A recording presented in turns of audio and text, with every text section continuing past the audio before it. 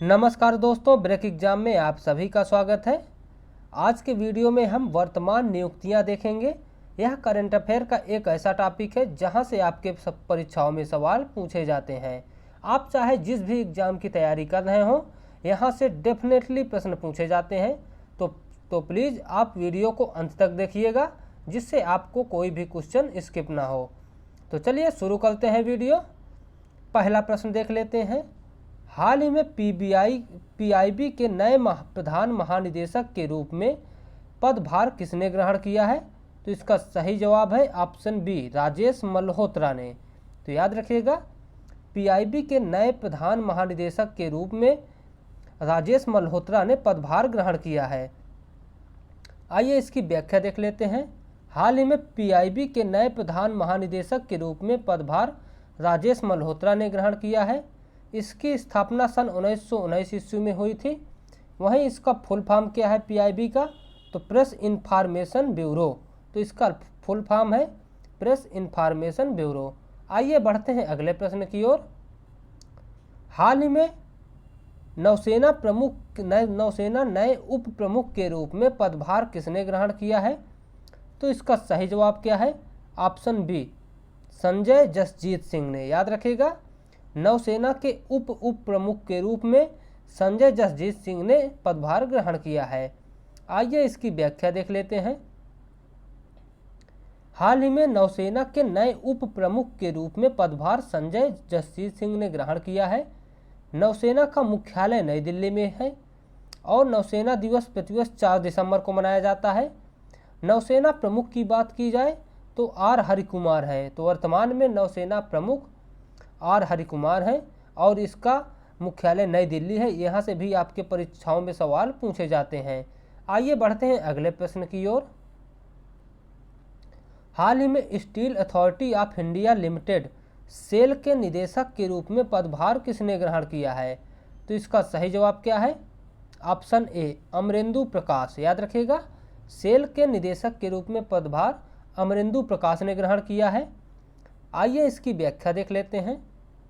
हाल ही में Steel Authority of India limited, जिसका शॉर्ट रूप है सेल, के अध्यक्ष के रूप में अमरेंदु प्रकाश ने पदभार ग्रहण किया है।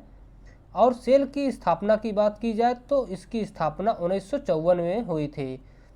वहीं इसका मुख्यालय नई दिल्ली में स्थित है और इसकी मुख्य कार्यकारी अधिकारी कौन है? तो सोमा मंडल इसके मुख्य कार्यकारी अधिकारी हैं।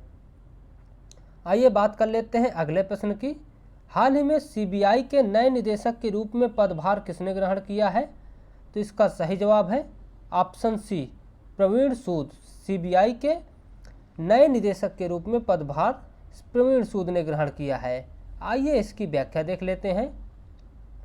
हाल ही में सीबीआई के नए निदेशक के रूप में पदभार प्रवीण सूद ने ग्रहण किया है। इसकी स्थापना की बात की जाए तो 1 अप्रैल 1963 को हुई थी। वहीं इसका मुख्यालय नई दिल्ली में स्थित है और यह दिल्ली विशेष पुलिस प्रतिष्ठान अधिनियम द्वारा शासित है। तो इसको शक्तियाँ कहाँ से मिलती है? तो दिल्ली विशेष पुलिस प्रतिष्ठान के द्वारा इसको शक्तियाँ मिलती हैं। इसकी स्थापना भ्रष्टाचार निवारक पर संस्थानम समिति की सुझावों पर की गई थी। तो याद रखिएगा, इसकी स्थापना कौन सी समिति के सुझावों पर की गई थी? तो संस्थानम समिति 1962 से 64 के बीच में ये एक समिति बनाई गई थी, जिसके सुझावों पर सीबीआई की स्थापना की गई थी। वर्तमान में सीबीआई भारत सरकार के कार्मिक विभाग, कार्मिक पेंशन और लोक शिकायत मंत्रालय के अधीन कार्य करती है। तो ये भी याद रखिएगा, यहाँ से भी आपके परीक्षाओं में सवाल पूछे जाते हैं। आइए बढ़ते हैं अगले प्रश्न की ओर। हाल ही में विश्व बैंक के 14वें अध्यक्ष के रूप में पदभार किसने ग्रहण किया है?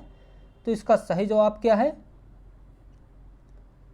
अजय बंगा। ऑप्शन सी इसका सही जवाब है, अजय बंगा हाल ही में विश्व बैंक के 14वें अध्यक्ष के रूप में पदभार ग्रहण किए हैं।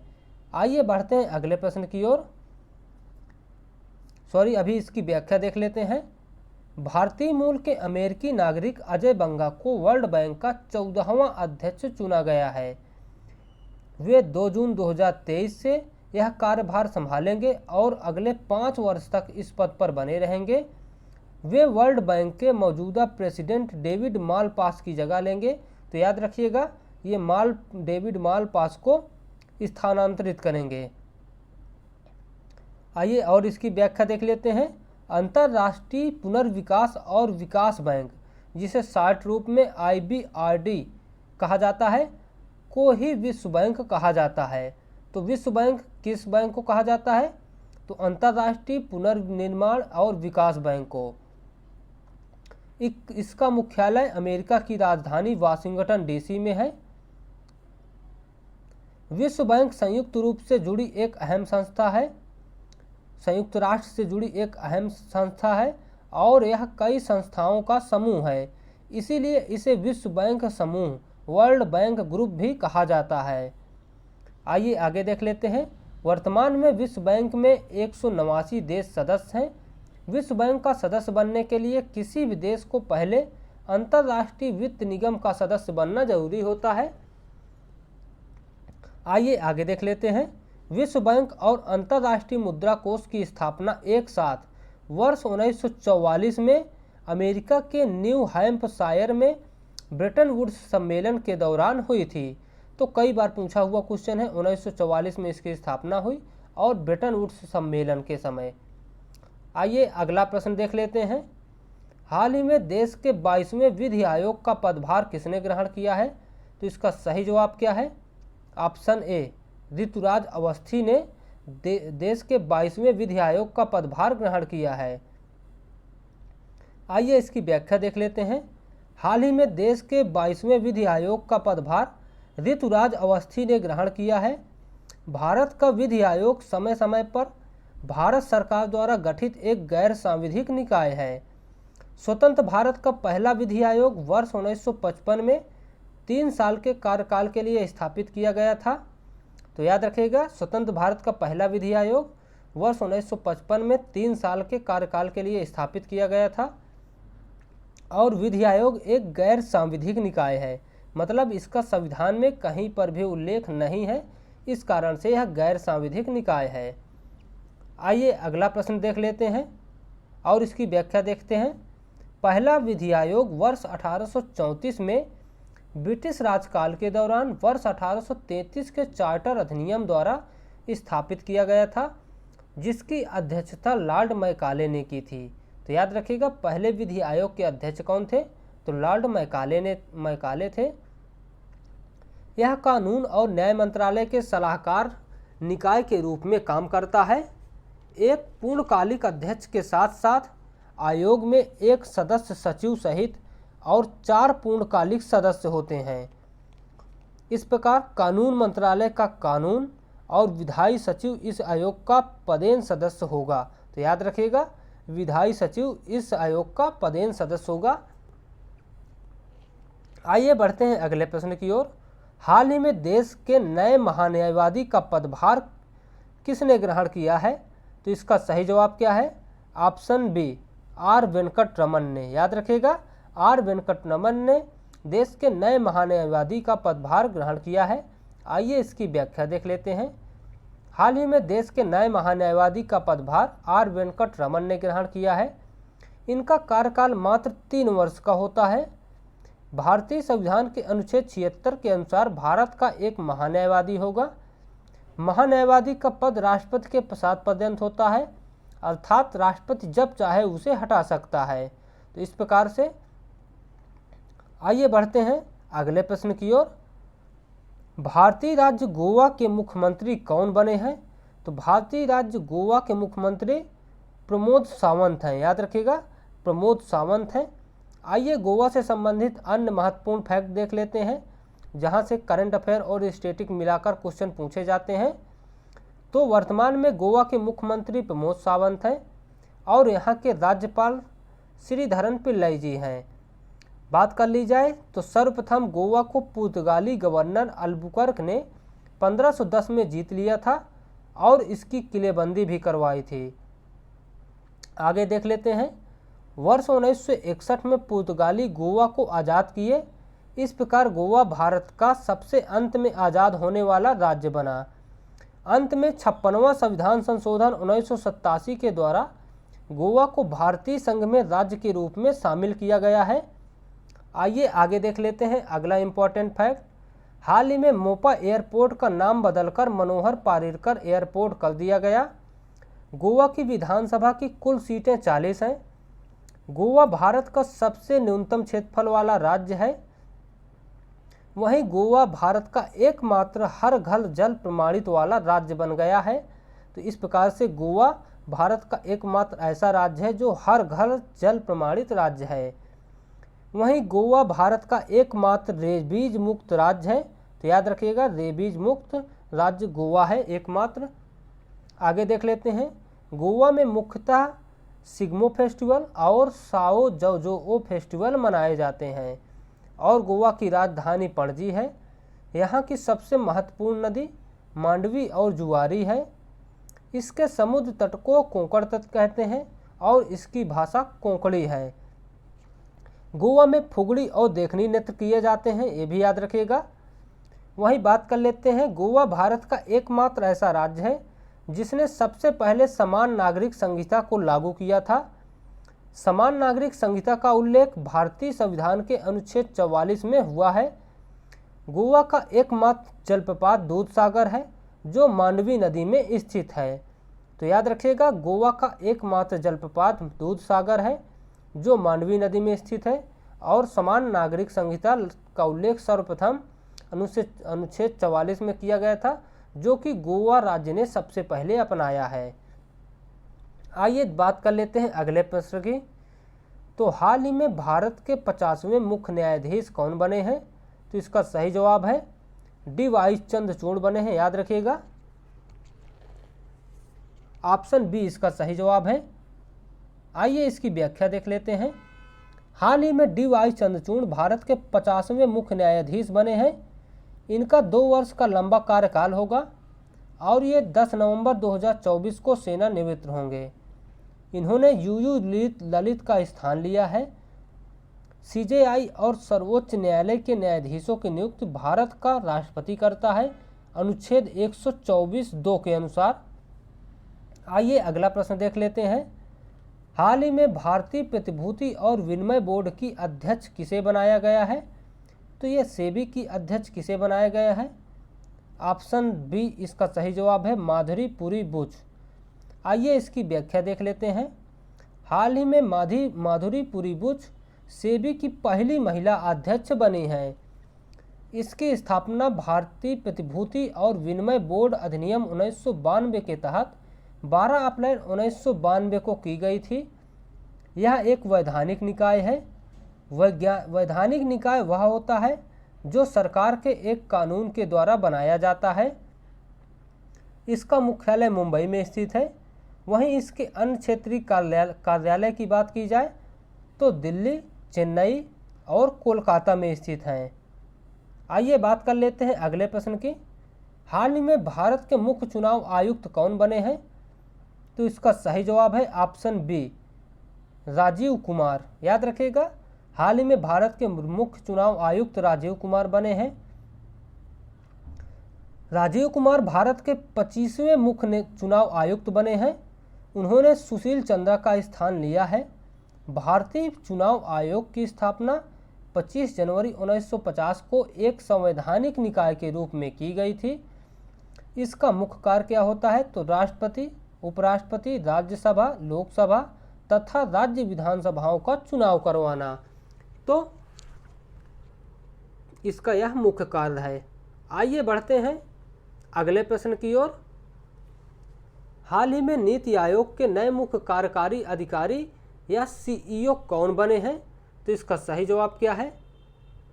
Option B V Subramaniam. याद रखिएगा, वी सुब्रमण्यम को नीति आयोग का नया मुख्य कार्यकारी अधिकारी बनाया गया है। आइए इसकी व्याख्या देख लेते हैं। वी सुब्रमण्यम नीति आयोग के मुख्य कार्यकारी अधिकारी बनाए गए हैं। इन्होंने परमेश्वर अय्यर का स्थान लिया है। नीति आयोग का फुल फॉर्म बात कर ली जाए तो national institution for transforming India है।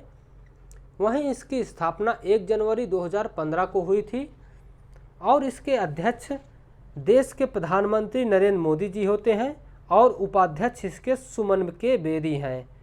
आइए अगला प्रश्न देख लेते हैं। हाल ही में भारतीय अंतरिक्ष अनुसंधान संगठन इसरो के नए अध्यक्ष कौन बने हैं? तो इसका सही जवाब क्या है? Option A S Somnath. याद रखिएगा, एस सोमनाथ इसरो के नए अध्यक्ष बने हैं। आइए इसकी व्याख्या देख लेते हैं। एस सोमनाथ को इसरो का नया अध्यक्ष बनाया गया है। उन्होंने के सिवान का स्थान लिया है। तो इसके पहले कौन अध्यक्ष थे? तो के सिवान थे। आइए इसरो का पूरा नाम देख लेते हैं। Indian Space Research organisation.